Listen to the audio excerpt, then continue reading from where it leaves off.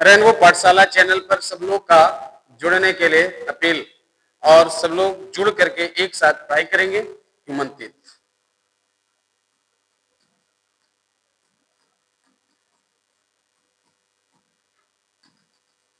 Human तीर्थ है और इसे मानव दांत के नाम से जानेंगे। दांत कहाँ होता है? मुंह में, सही समझा। और दांत भी पाचन की क्रिया में मदद करने के लिए तैयार है ना। तो इस दांत को आप अपने जीवन में हर कोई जानते होंगे कि दांत जो निकलता है ना, तो ये दांत बचपना में भी निकलता है और उसके बाद कुछ वर्षों के बाद निकलती है और फिर 20 वर्ष पर निकलता है। यानी 3 बार दांत आपके जबड़ों में, ऊपर और नीचे के जबड़ों में निकलता है। तो बच्चे जन्म लेता है तो दांत लेकर तो नहीं आता है। यदि वो दांत लेकर आता तो दूध नहीं पीता, डायरेक्ट वो रोटी खाता। क्या यानी दांत लेकर वो जन्म लेता तो दूध नहीं ना पीता, वो डायरेक्ट क्या पता हो गया, वो डायरेक्ट रोटी खाता। लेकिन रोटी नहीं खाता है, वो दूध पीता है, क्योंकि उसकी दांत नहीं होता है। तो एक देखिएगा ह्यूमन टीथ के बारे में कि जो दांत होता है, इस दांत को हम लोग जानेंगे कि यह दांत निकलता है 3 बार में, पूरा पूरा दोनों नसों में। तो 3 बार में निकलता है, तो इस तीनों तरह से जो निकलता है उसको कितने नाम से जानेंगे, किसको सबसे पहले जानना है। तो सबसे पहले इसमें हम लोग बात करेंगे मिल्क टीथ की। ध्यान दें, यानी दांत को हम लोग 3 प्रकार से, यानी दांत का जो टाइप्स है वो नहीं बता रहा हूं। यानी 3 बार में निकलता है, तो फर्स्ट बार आता है तो क्या कहलाता है, सेकंड बार आता है तो क्या कहलाता है, थर्ड बार आता है तो क्या कहलाता है। और जब जबड़ों में दांत सजता है तब उसकी टाइप्स अलग होता है। तो दांत को निकलने के आधार पर इसको टाइप्स लेकर चल रहा है, और जब पूरा दांत निकल जाएगा तब उसका टाइप्स अलग करेंगे, और एक दांत में कितने भाग होती है उसकी बात करेंगे। क्लियर हो रहा है? तो यहाँ पर दांत को निकलने के आधार पर दांत को हम लोग 3 प्रकार से नाम देने जा रहे हैं। और यहाँ पर ये देखना होगा कि जो नाम आ रहा है परमानेंट टीथ का आ रहा है, समझ सकते हैं। और तीसरा जो टाइप्स है वो है विजडम टीथ है। कब और कैसे ये समझना है। तो सबसे पहले तो दांत को आप जानिए कि दांत जो होता है वो मिल्क टीथ भी कहलाता है, दांत होता है जो अस्थायी दांत भी कहलाता है, और दांत जो होता है उसे बुद्धि का दांत भी कहते हैं। यानी दूध का दांत, अस्थायी दांत और बुद्धि का दांत। क्लियर हो गया? कब कहेंगे मिल्क टीथ, इसको पर हम लोग चर्चा करेंगे सबसे पहले कि मिल्क टीथ कब, कैसी स्थिति में मिल्क टीथ नाम होगा, इसको जानेंगे। तो मिल्क टीथ जब जानना चाहेंगे तो होता क्या है कि जब बच्चा 8 माह का होता है, यानी बच्चे जन्म जब लेता है तो उसका उम्र जब होती है कितने मंथ का, 8 माह का जब उसका उम्र होता है, तो 8 माह पर उस बच्चे का जो दांत निकलता है उस दांत को यानी दूध का दांत नाम देते हैं। तो उस समय जो दांत हुआ वो दूध का दांत हुआ, और इस समय दूध की दांतों की संख्या बताई जाती है 20। ध्यान रखेंगे। तो हर बच्चा में जन्म के कुछ ही माह बाद यानी 8 माह पर जो दांत निकलता है उसे दूध का दांत कहेंगे ना। दूध पीते रहता है बच्चा इस समय, इसलिए उसको दूध का दांत कहते हैं, और इसकी संख्या 20 होती है। क्लियर हो रहा है? अब यहां तक जानने के बाद ये जानेंगे कि जब बच्चा 7 साल का हो जाता है, अब देखिए यानी माह को बदल दीजिए ईयर में, तो जब बच्चा 7 वर्ष का हो जाता है, तो 7 वर्ष का जब बच्चा हो जाता है, 7 ईयर का हो जाता है, तो 7 वर्ष हो जाने पर बच्चा में वो 20 जो रहता है वो दांत टूट कर गिर जाता है, और उसके स्थान पर और भी यानी 20 प्लस 8 दांत और ऐड हो जाता है, तो कुल दांतों की संख्या 28 हो जाती है। यानी मिल्क टीथ होती है 20 और अस्थायी दांत की संख्या होती है 28। अब ये जो है ये 28 दांत पर वो बेचारा काम चलाते रहता है, और इस समय उसका उम्र 16 साल 17 साल, इंटरमीडिएट भी बच्चे कर लेते हैं। समझ में आ रहा बात?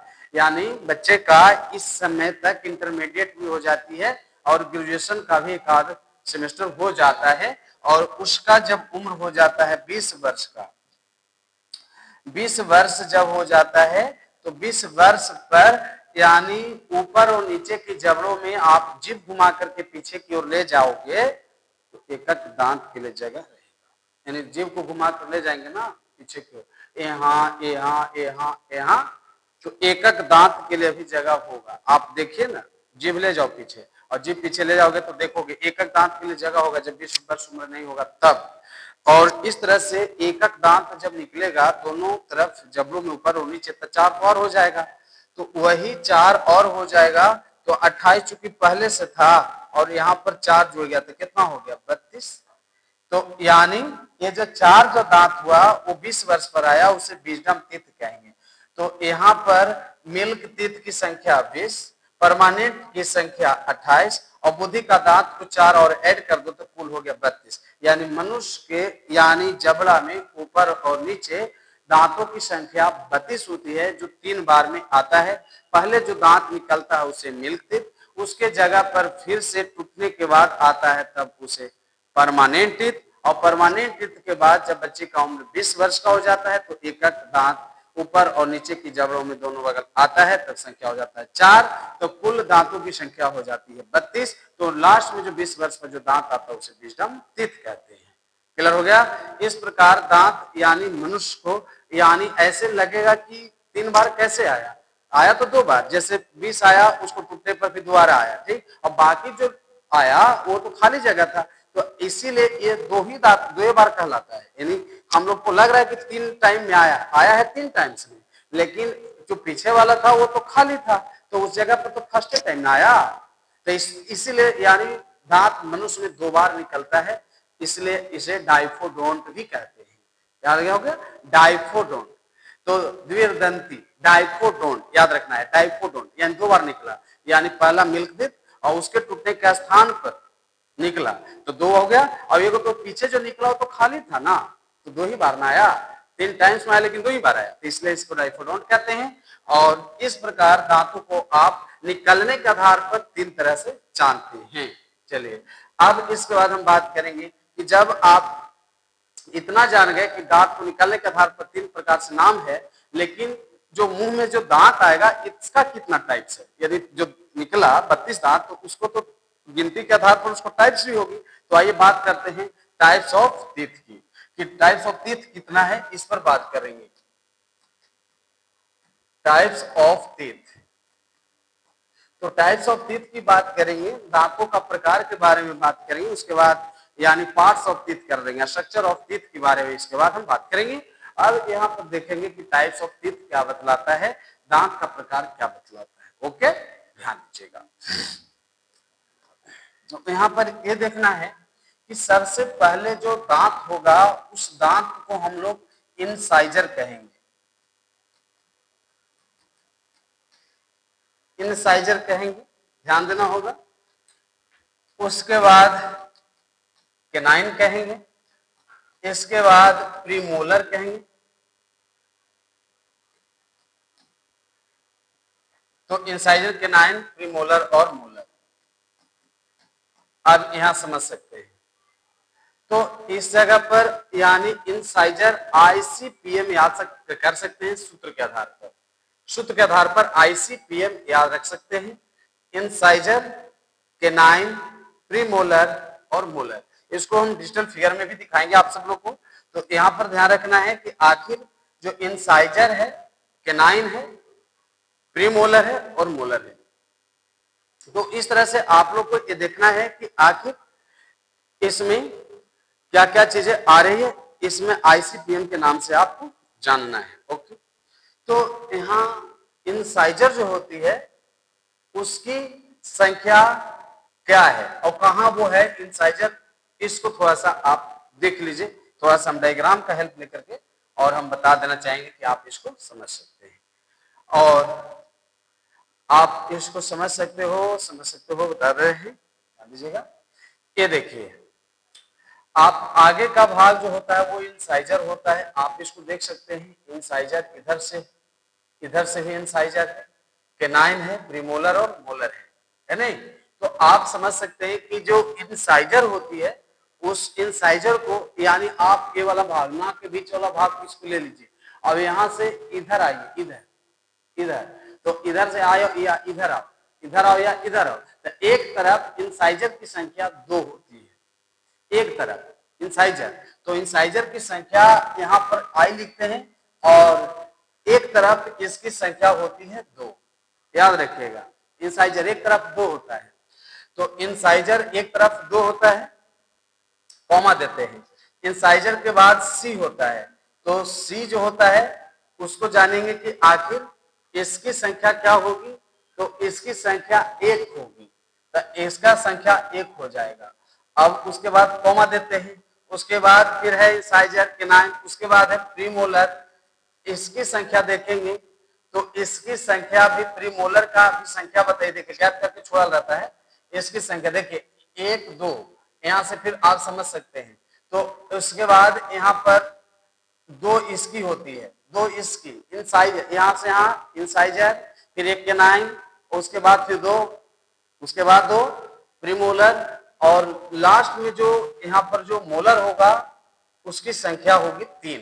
अब एक तरफ हो गया कितना, एक तरफ आपको कितना आया, तो नीचे भी तो है, तो नीचे भी कर देंगे 2 1, यहाँ पर 2 और यहाँ 3। समझ में आ रहा होगा अच्छे से, और बिल्कुल समझ में आना चाहिए।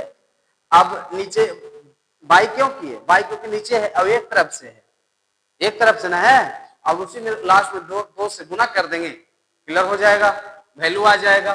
तो यहाँ पर इसका जो फॉर्मूला हुआ वो हो गया 2 1 2 3 हो गया, 2 1 2 3, 2 1 2 3, फिर नीचे भी 2 1 2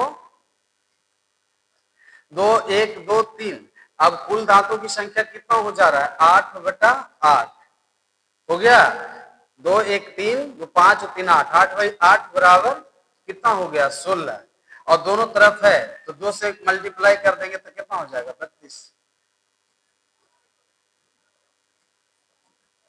32 हो गया। तो कुल दांतों की संख्या यहाँ पर आ जा रहा है निकाल करके कितना 32 आ जा रहा है। कैसे कैसे हुआ समझ में आ रहा होगा। इसकी नॉर्मल फिगर जो होगी आपको यानी सूत्र के रूप में 2 1 21 23 21 23 याद रखिएगा, कई बार ऑब्जेक्टिव में वो काम आता है।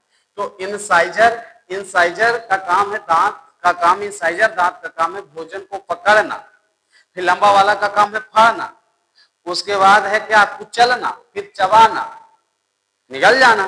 तो दांत का यहाँ टाइप्स में कुल जबड़ा में वो 4 है, तो दांत 4 है, इंसाइजर है, केनाइन है, प्रीमोलर है, मोलर है। तो यहाँ इंसाइजर की संख्या एक तरफ से कितना है 2, इसके बाद है केनाइन 1, उसके बाद है प्रीमोलर और लास्ट में है मोलर। मोलर अभी 20 साल नहीं हुआ है तो 2 ही होगा, और 20 साल जब हो गया है तो उसकी संख्या 3 हो जाएगा। 2 1 2 3 पर ICPM सूत्र पर याद रख सकते हैं। इस प्रकार से सब लोग को यहाँ दांत भी दिख रहा है, आगे से इंसाइजर की संख्या और उसके बाद इंसाइजर हो गया, उसके बाद देखिएगा केनाइन, देखिए केनाइन यहाँ पर दिया हुआ है, उसके बाद प्रीमोलर है, उसके बाद मोलर है, दिया हुआ है ना। तो इस तरह से सब लोग को याद करना होगा कि इंसाइजर आगे का जो दांत होती है इंसाइजर होता है, फिर उसके बाद जो होता है केनाइन होता है, उसके बाद प्रीमोलर और लास्ट में मोलर होता है। 2 1 2 3 पर याद रखना है। 21 23 इसका ये सूत्र हुआ, यही सूत्र पर सब लोग को काम करना होता है। तो डेंटल फॉर्मूला में सबसे पहले यहाँ पर ये देख लेना है कि डेंटल फॉर्मूला क्या होता है 21 23, क्योंकि 2 1 2 3 पर इसको याद रखना है, इंसाइजर केनाइन प्रीमोलर और मोलर, और इसको सूत्र के रूप में 8/8 ऊपर दांत और लोग बुलाया कि 16 कैसे हुआ, तो दोनों जोड़ेंगे ना, ऊपर दांत और नीचे दांत 16 और दोनों तरफ है 2 से गुना करेंगे तो 32। इस प्रकार मनुष्य में कुल दांतों की संख्या 32 होती है। तो यह दांत का टाइप्स हो गया। अब इसके बाद हम लोग बात करना चाहेंगे कि आखिर दांतों का स्ट्रक्चर क्या कहलाता है, दांतों का संरचना क्या कहता है, इस पर हम लोग चर्चा करेंगे। तो दांतों की संरचना, हाँ यहाँ पर जो लिख रहे थे इंसाइजर, यहाँ लिख रहे थे 2 1 2 3 बट्टा 2 1 2 और 3, ये लिख रहे थे। इस तरह से आपको याद हो जाएगा और यही चीज थी, सबको याद रखना होगा। इसके बाद हम लोग बात करेंगे इसमें कि दांतों का जो स्ट्रक्चर है वो स्ट्रक्चर क्या कहता है, स्ट्रक्चर पर बात करेंगे। स्ट्रक्चर ऑफ टीथ की बात करेंगे। स्ट्रक्चर ऑफ टीथ, दांत की संरचना में सबसे पहले देखना है कि दांत का जो संरचना है उस संरचना में क्या क्या भाग होता है, इसको देखना है। तो सबसे पहले स्ट्रक्चर की बात करेंगे, तो इस स्ट्रक्चर में दांत को आप जानोगे तीन तरह से। पहला जो भाग है वो क्राउन भाग है, CROWN है, क्राउन है, उसके बाद नेक है और उसके बाद रूट है। यस, तो दांत को यहाँ देख सकते हैं क्राउन और नेक। नेक मतलब एक ग्रीवा भाग होता है, ये शिखर भाग होता है और ये जड़ भाग होता है। आप समझ सकते हैं। तो आइए खोजिए इसमें हम लोग कि इसमें कहां पर क्राउन है, कहां पर नेक है और कहां पर रूट है। आप देख सकते हैं दांत के अंदर में सारा चीजें आपको झलक रहा होगा, स्पष्ट रूप से देख सकते हैं। कहता है कि जो दांत का जो क्राउन भाग है, आप यहां से देख सकते हैं कहां पर क्राउन भाग, ऊपर वाला भाग देखिएगा कैसे कैसे क्राउन भाग दिख रहा है। तो जो दांत का सबसे ऊपर भाग है, जो दांत का अप्लाई आप कर रहे हैं खाने में, तोड़ने में, काटने में, कई बार तो चोट लग जाता है तो आधा दांत टूटकर निकल जाता है, नहीं आपको पता होगा। तो जो दांत का जो ऊपर का जो भाग है जो सफेद रंग का है, और वह भाग उसका क्राउन भाग होता है। क्लियर हो रहा है? उसके बाद बीच में थोड़ा सा आते ही पतला हो जाता है। तो दांत ऊपर से थोड़ा बीच में आते ही वो पतला हो जाता है, दबा हुआ रहता है, तो वह भाग उसका नेक कहलाता है, ग्रीवा भाग कहलाता है। तो दांत का सबसे ऊपर का भाग, फिर उसके बाद दबा हुआ भाग और फिर मसूड़े के अंदर का भाग। तो जो दबा हुआ भाग होगा वो नेक कहलाएगा और जो मसूड़े के अंदर में होगा वह रूट कहलाएगा। तो आप बताइए दांत का जो पार्ट्स है वो ऊपर का क्राउन है, बीच का जो दबा हुआ भाग है वो उसका क्या है, नेक है, और जो मसूड़े के अंदर में है वो भाग उसका जड़ है। तो इस प्रकार दांत में तीन भाग आपको याद रखना है। अब जब यहां तक आ जाएगा तो लगेगा कि सर जो यानी ये दांत का जो स्ट्रक्चर है इसमें तीन भाग याद हो गया। हम हर एक पार्ट्स को अलग अलग ढंग से याद करवाते रहे ताकि कोई दिक्कत ना हो। आप कोई भी एग्जाम में बैठ सकते हैं, एंट्रेंस एग्जाम में, कॉम्पिटेटिव एग्जाम में, कोई भी एग्जाम में आप बैठिएगा तो यहाँ से प्रश्न मिलेगा, तो आप आराम से बनाकर आ सकते हो। यहाँ तक जानने के बाद ये भी बात कर रहा हूँ कि आखिर जो दांत होता है तो ये दांत को मजबूती कैसे मिलती है। कई बार लोग को ऐसा मानना है कि दांत में दर्द होने लगा, दांत में पोषण कैसे प्राप्त हुआ, दांत को पोषण प्राप्त होने का मुख्य वजह क्या है, दांत में पोषण आखिर प्राप्त किस माध्यम से, किस रूप में हो रहा है, ये सारे तरह की बातें आने लगती है। ध्यान रखिएगा। तो दांत में होता क्या है कि दांत के अंदर में पल्प कैविटी होती है जिसे मजा गुहा कहते हैं। इसमें आप खोज सकते हैं, कहीं हो सकता है पल्प कैविटी। देखिए मजा गुहा, देखिए यहाँ मिल रहा है, संयोजी ऊतक यहाँ रहता है, रुधिर वाहिनियां आकर यहीं तो खुलती है पल्प कैविटी में, यानी दांत के अंदर में मजा गुहा होता है और इसी मजा गुहा में आकर ब्लड भी आता है, संयोजी ऊतक से बना होता है और इसी जगह से दांत को पोषण भी प्राप्त होता है जिसका नाम पल्प कैविटी होता है। क्लियर हो गया? अब जब पल्प कैविटी होता है तो इसमें यानी देखिएगा पल्प कैविटी के बाद मजबूत हड्डियों का बनी हुई रचना, हालांकि कैल्शियम मजबूती प्रदान करता है दांत को, तो दांत को कैल्शियम मजबूती प्रदान करता है, इसलिए ये जो भाग होता है वो दंतास्थि कहलाता है और दंतास्थि को डेंटाइन कहते हैं, जो दांत के अधिकांश भाग को तैयार करता है। तो दांत का अधिकांश भाग निम्नलिखित में से कौन तैयार करता है, तो वो हो गया डेंटाइन। दांत में ऐसी जो क्षेत्र होती है उसका नाम है पल्प कैविटी और दांत का अधिकांश भाग तैयार करता है उसे कहते हैं डेंटाइन। और ऊपर का भाग जो बिल्कुल सफेद रंग का है जिसमें पीले रंग की छिपी बन जाता है कई बार साफ सफाई न करने पर, वो इनामेल कहलाता है, जो सीमेंट की तरह परत बन जाता है जिस भाग पर उसे इनामेल कहते हैं। तो कुल मिलाकर आपको पता हो गया होगा कि दांत में पोषण कहां पर प्राप्त होती है, पल्प कैविटी में प्राप्त होती है। और पल्प कैविटी में जब यानी रुधिर वाहिनी आकर मिलती है, संयोजी ऊतक वहां रहता है, साथ ही साथ आपको पता चल गया कि उस जगह पर लचीलापन भी मिलती है, कैल्शियम का यह भाग होता है, दांत का अधिकांश भाग डेंटाइन से तैयार होता है, दंतास्थि कहलाता है, उसके ऊपर यानी पीले रंग की रचना बनती है, वो इनामेल कहलाता है। और कई बार ऐसा होता है कि दांत को पोषण न मिलने के कारण आपको दांत खराब भी होता है। उसमें आप देख सकते हैं कि इसमें यानी जो टिश्यू होती है, ये देख सकते हैं टिश्यू हो गया, सीमेंट जैसी रचना बनता है, नर्व ब्लड वेसल्स भी हो गया, इसमें नस भी होती है और यह हड्डियों का बना होता है, कैल्शियम की जरूरत होता है। और इस प्रकार से दांत यानी मजबूती के साथ हमारे भोजन को चबाने में काम आता है और इसमें जहां भी पोषण का और भी तत्वों का जहां भी इसमें अभाव हो जाएगी आपको दांत में समस्या पैदा हो जाएगा। तो कुल मिलाकर आप दांत को सीख रहे थे इस माध्यम से।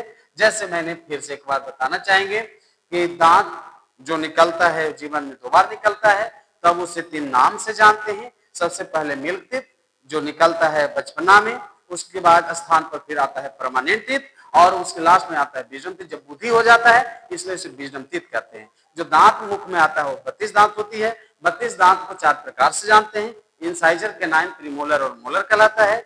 जो यानी इंसाइजर, कैनाइन, प्रीमोलर आईसीपीएम पर याद रख सकते हैं। इसका सूत्र होता है 21 23 2 1 2 3 ऊपर और नीचे की जड़ों में कुल मिलाकर 32 दांत होती है। दांत का पार्ट्स होते हैं 3, जिसमें ऊपर का भाग क्राउन कहलाता है, बीच का भाग जो होता है वो नेक कहलाता है, मसूड़े के अंदर में जो रहता है उसे रूट कहते हैं। दांत में पल्प कैविटी होती है जहां रुधिर वाहिनी आकर खुलता है। इस जगह पर संयोजी ऊतक होती है। इसके में हड्डियां जो मजबूत होती है डेंटाइन दंतास्ति कहलाता है, जो दांत का अधिकांश भाग को तैयार करता है। इसमें जो ऊपर का उजले भाग जो होता है इनामिल कहलाता है। इसके साथ साथ इसमें और भी रचनाएं होती हैं जो आप लोग को नर्व, ब्लड सेल या वेसल्स कहते हैं। इस प्रकार मनुष्य में दांतों की कुल संख्या 32 होती है। ढेर सारी बधाई, शुभकामनाएं।